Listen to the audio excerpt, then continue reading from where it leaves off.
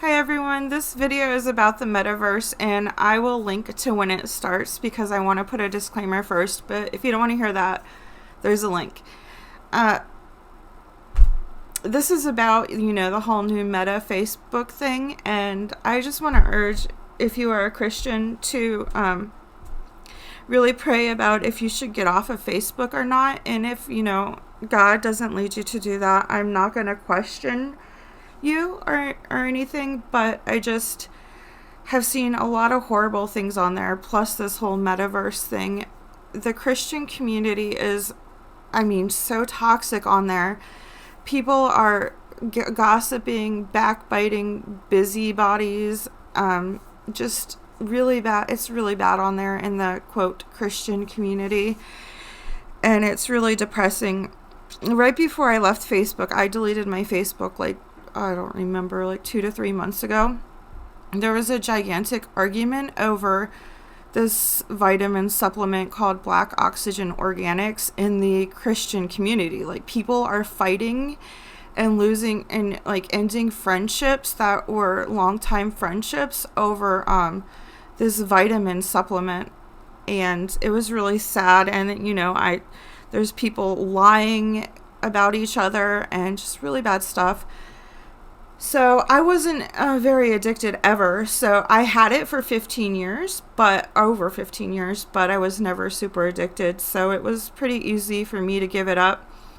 This is a quote I saved from Facebook a long time ago, and it was so strong to me that I saved it, but I don't have the screenshot anymore.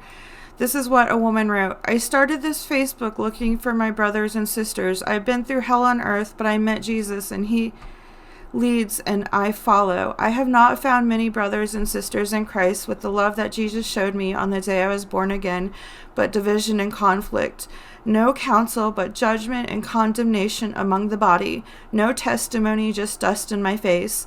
Not many things that encourage, but cut you and beat you with the Bible. I pray that all get to meet him and learn the path and not just the kiss of Judas. And as far as Christian ministries go on Facebook, now I'm going to share this with you. This is, my friend sent me this, and I just really loved the response from Cassie.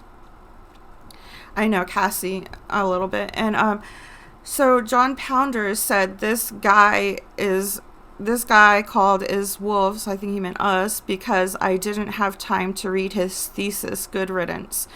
This is what teachers are acting like on Facebook. It's very bad and weird. Most of you probably know who John Pounders is, but this is a lot of people. And Cassie replied, John, come on, I read everything. If you have time to read his post and time to post on Facebook at all, then you can make time. If you're a ministry, then find compassion and make time.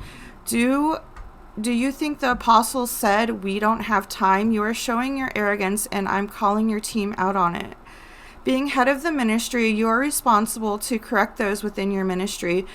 Watch what they are doing and correct them as the apostles made sure to do within the churches. Mocking a fellow brother in Christ and then coming onto my post saying good riddance. Come on, let's discuss this together in love, not division. I'm calling you out and your team because of how each of you individually handled the matter and continue to handle this with a chip on your shoulder. So this is how a lot of Christians act on Facebook. And another thing Christians will say is, well, I don't have to forgive that person, or I don't have to be nice to that person because they're not a brother and sister in Christ. They're a witch. They're this, they're that. Well, where is your proof that they are practicing witchcraft? Because a witch practices witchcraft, and if you're just saying they're a witch with no evidence that they practice witchcraft, that is a false accusation. And I don't think people should be doing that. And, when you're gossiping about someone, A, you should go to them first. And B, when you go to the church, I think you should probably have evidence that they're doing what you're claiming they're doing. I just wanted to share that. And it's so depressing that a lot of these people have ministries where their bills are paid by the Christians. The Christians donate to them, and that pays for their house. that pays for them not having to work. And they're just posting on Facebook all day long, and arguing, and there's just nasty arguments on there. I'm telling you, it is bad. But they're having their bills paid, and what are they doing to help the church or help maybe people who don't have money to pay their bills? And it's just, I don't know, it's just really sad to me. And here is the video, and thank you for listening. Have a good day, everybody. Facebook's new metaverse is terrifying. The metaverse is a new augmented reality where users will live inside a digital universe. A digital universe where you can meet your friends, find new people, do business, sell meta-only content, go to church, catch up with your family, travel across dimensions, and even feel virtual objects as though they were real. Already, people are getting married inside the metaverse, businesses are setting up shop in the metaverse, and Snoop Dogg is buying virtual property in the metaverse. And now fans of Snoop Dogg are paying hundreds of thousands to buy virtual land next to their idol. Because we're now at a point where even Snoop Dogg is looking to create his own universe called Snoopverse. So the first step for Facebook to lure people into its new reality was to dominate the virtual reality market, which is why in 2014 Facebook acquired Oculus Rift for a total of $2 billion. Now Oculus, for those who don't know, controls 75% of the virtual reality market, and this number will only continue to grow as Facebook sets to subsidize these exact headsets to increase their availability, also that Facebook can start to hook us in with our first free hit. It really won't be much longer until you're being offered a subsidized or even free headset to lure you into the metaverse. But even still, you wouldn't really have any real reason to stay in the metaverse for extended periods of time or even join the metaverse in the first place. The only way Facebook could addict you to extract the most amount of money from your data, privacy and consciousness would be to envelop society as a whole, which is why Facebook is actively working to control our reality in 3 key ways. Through religious control, economic control, and political control. If Facebook could get religious groups, social groups, businesses, shops, workspaces, news, and political groups to be sucked into the metaverse, then you yourself would have no other choice but to join in, which would then allow Facebook to reshape an entire culture, an entire generation of people. They just needed to trick enough users, or what Zuckerberg refers to as dumb fucks, to join in and become addicted. That's exactly why during the development of the metaverse, Facebook developers have been regularly meeting religious leaders. For example, religious leaders like Sam Collier, the pastor for the megachurch Hillsong. The church was approached by Facebook, with the proposition being that the church could gain far-reaching expansion if they were to join in on the metaverse. All they had to do was become exclusive to the metaverse. This was an offer that was all too tempting in a world that continually shuns away the church from regular life.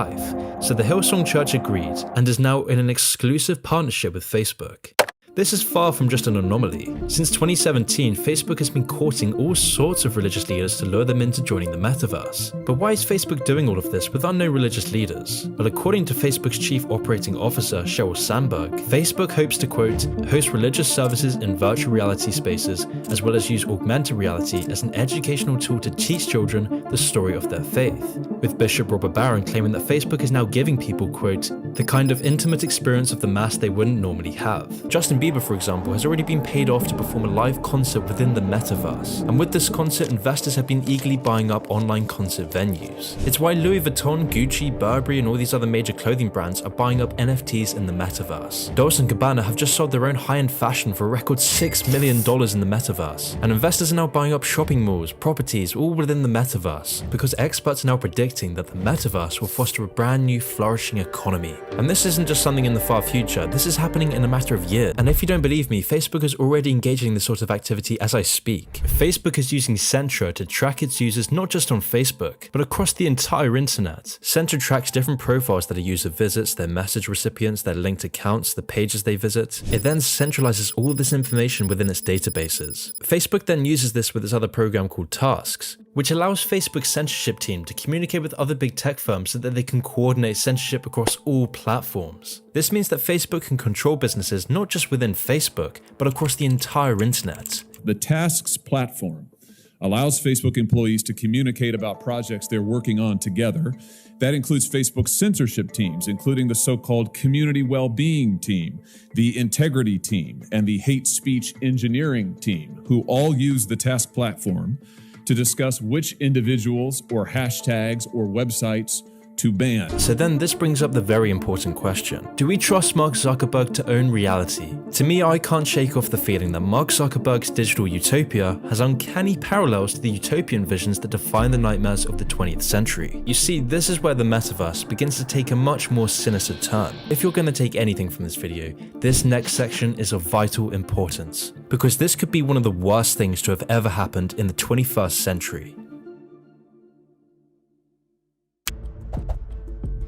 Now by this point, you'll most likely be wired into the metaverse, as all your friends, community, religious groups, celebrities, businesses and shops are all operating within it. But the final question is, how do you stay in the metaverse permanently? Well, to keep you hooked, the metaverse will make you feel incredible, because after every meta game you play, after every meta friend you meet, after every meta concert you watch, there will be a rush of dopamine saturating your brain. You'll never want to leave. You can be what you want, do what you want, when you want, and then you'll repeat this cycle every day of every week of every month of every year.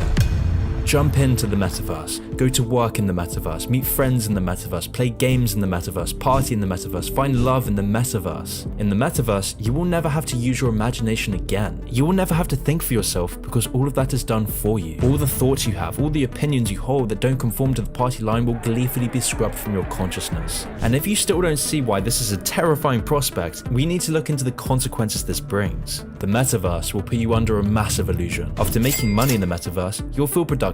After falling in love in the metaverse, you'll feel incredible. After buying land in the metaverse, you'll feel accomplished. All your problems will disappear. You'll finally have community. You feel like you're achieving something great, like your life is finally intact. And it's this feeling of accomplishment that brings you back to the metaverse every single day. But it's only when you take off the headset and look around you do you realize you're a lab rat. You haven't achieved anything. You're alone, you're empty inside, you haven't made any progress, you were just tricked into thinking that you did.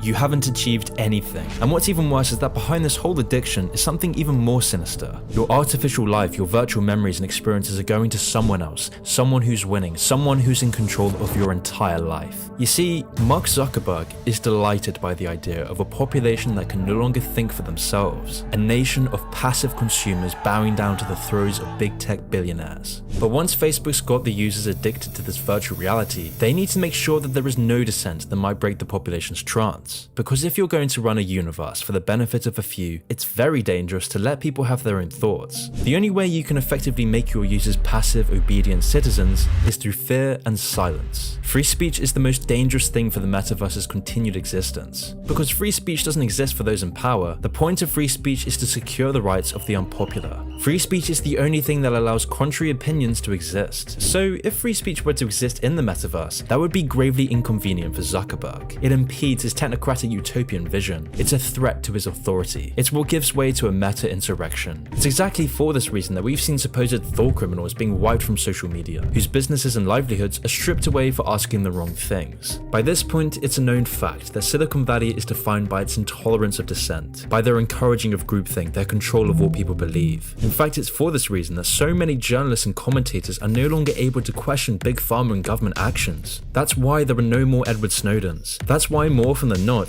the powerful are no longer held accountable, because big tech censorship doesn't just destroy expression, it destroys thinking and innovation. Censorship leads to self-censorship. People learn what they're allowed to express and what they're allowed to believe. We become narrow in our thinking, art dies, banality takes its place, science becomes impossible. And if you don't like that, you'll be banned from the metaverse. And no, this won't be a normal ban. You'll be missing vital communication. You'll be banished from your community. You'll be ostracized and left in the strands of the forgotten real world. Already, those whose politics differs from the technocratic plutocracy are banned from vital functions of the virtual world. For example, PayPal and even Airbnb all take down accounts of people's views they oppose. So you better not express your true thoughts. No normal person in their right mind supports any of this. No one born and socialized into Western values would even have to think about this. No, instead this comes from billionaires like Zuckerberg, who are eagerly working to control society, to take away the power of the masses. This is how they get control. Because once Zuckerberg can dictate your political opinions, he can then dictate almost anything else. That's why in the metaverse, there will be no backlash. How could there be, when almost all of the conversation is controlled by Facebook anyway? This is power, the likes of which we've never seen before. No one voted for Mark Zuckerberg. He's a megalomaniac worth over $70 billion. In fact, he might be one of the most unpopular people on the planet. And yet, he will be the one in control of our new reality. And even more worrying, no one is here to defend us, because no one has the power to anymore. Governments around the world all rely on Mark Zuckerberg and all the other tech giants to stay in power. But there is one other player in the game, another player that will have total control of our reality, a player even more creepy than Mark Zuckerberg, the CCP. Now, I bring up the CCP a lot in my videos, but for this point, it's extremely important that we understand the power the CCP will have over the metaverse. Because as the metaverse becomes the new reality for the global population, China could effectively control the metaverse's entire sphere. China could effectively control the infrastructure behind the metaverse. Thanks to China's Digital Silk Road initiative, which finances a miscellany of countries' telecommunication systems, China is gaining more and more control of the physical switch. China is doing everything it can to buy up servers and internet infrastructure. And China's not only going after our telecommunication systems, but China is now going after the core components needed to fuel the metaverse. It's for this reason that China is pushing us closer and closer to World War III. China is vehemently training for an invasion of Taiwan, surrounding Taiwan with 150 fighter jets. China is continually training its troops to land on the coast of Taiwan. In fact, China is now even practicing invading the Taiwan presidential building. So why is China risking a third world war?